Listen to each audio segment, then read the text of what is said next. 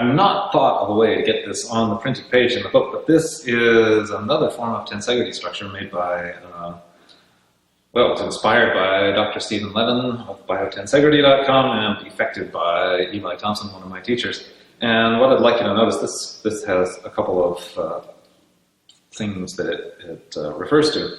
The first one is I'd like you to notice that this thing is just a collection of sticks and wires, and if I leave the wires loose, then this thing can take whatever shape it wants to take. Like an octopus, it could slip through a very small crack, and it really has no structure. It's very gloopy and gloppy, like relaxed tissue.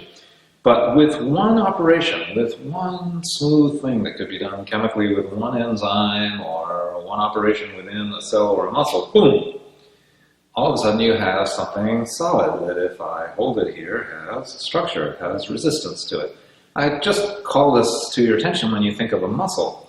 We have thought of muscles as ratcheting up, and I'm certainly not a physiologist, I can't argue with that in scientific terms, but this feels like what happens to a muscle to me. It's really gloppy, and then boom, you contract it, and all of a sudden it's a solid object, like my biceps during my preacher curl. And so we could think of that at the macro level, like being something like fascia or muscle when it is tightened. But I'm absolutely certain that this is, well, as absolutely certain as any speculator can be, that this is what's going on inside a cell, that a white blood cell can leave itself loose to sneak between the cells of a capillary and to get out where your infection should be fought. But otherwise, when it's, boom, running around the blood system, it has its own cellular structure, the cytoskeleton. The cytoskeleton, I'm sure, is modeled on this kind of thing, which is so new to me I don't even know what to call it, because in a way this is a tensegrity structure. Its integrity is held by the tension members. But in another way, when you pull it together here, it's just an icosahedron like any other, and when you let it loose, all of a sudden it has less form.